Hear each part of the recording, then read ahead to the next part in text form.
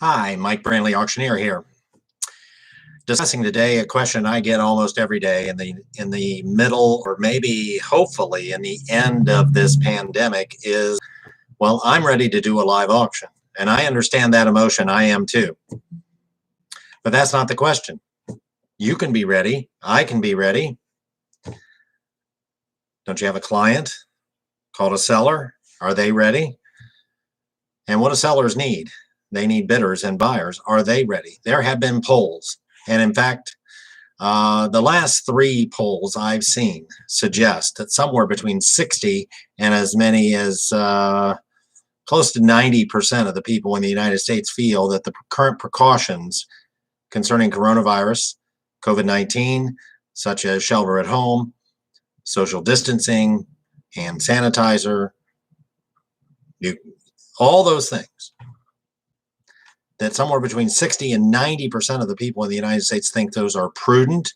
In fact, there's a share of that 90% that think those restrictions are not stiff enough, that we should do more to try to trample this pandemic before we open up the economy. So you're an auctioneer. You're traditionally a live auctioneer. You're doing a lot of live auctions in your career. You occasionally supplement with online simulcast or do an online auction when it's prudent. I think that's where probably most auctioneers are. But you've been doing exclusively online or virtual or sealed bid or telephone here in the last few months, and you're just hankering to have a live auction. So by gosh, the governor says on May 1st or May 5th, well, we're going to have a live auction. Where are your bidders going to be there? I've had auctioneers tell me all those bidders are ready. Man, I walk down the street, they come up to me, when's your next live auction? I can't wait to get out of the house. I'll be there. Boy, I'm not convinced. And here's the other thing. You have alternatives. Now, someone attends your auction. 3 days later, they're sick. 5 days later, they're in the hospital. 8 days later, they're dead. What's their estate going to argue, potentially argue? Well, if you're in defiance of a governor's order to not have mass crowds and no more than X number, 10 or what have you, in one group and 6 feet apart, and you violated that order, and this person attended your live auction and died of the coronavirus or complications of so many days later, where's your company going to be a month from there?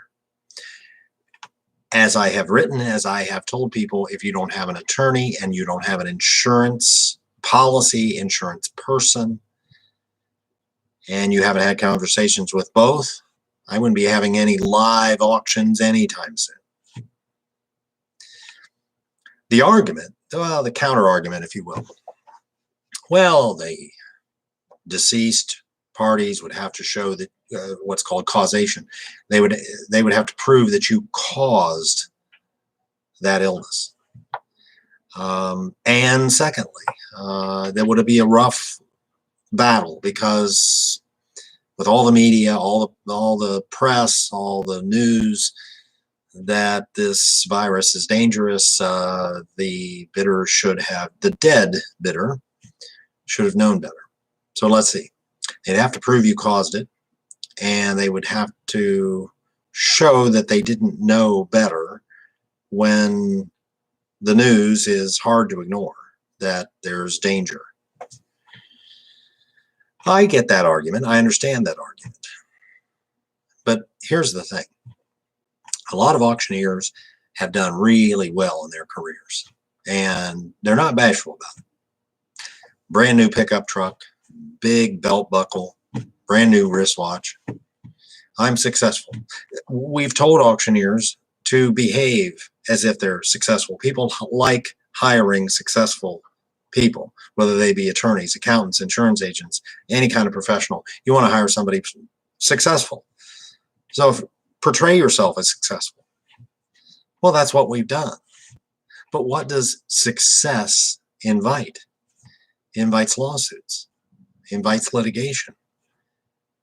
And I'm injured, or I have a member of my family who's in the hospital, and the medical bills and or the estate planning bills, I'm going to look at somebody successful. Another phrase I've used in countless classes around the United States.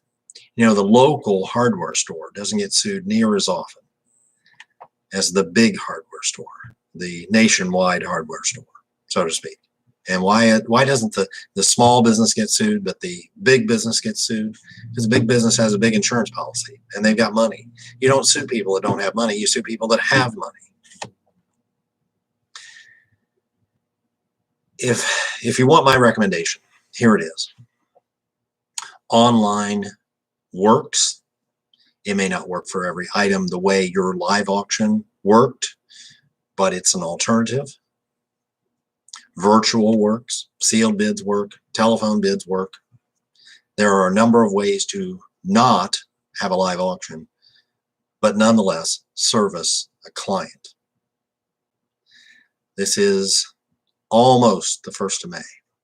A lot of governors are going to be saying in some parts of the United States, gates open. You can do it. You can have a live auction.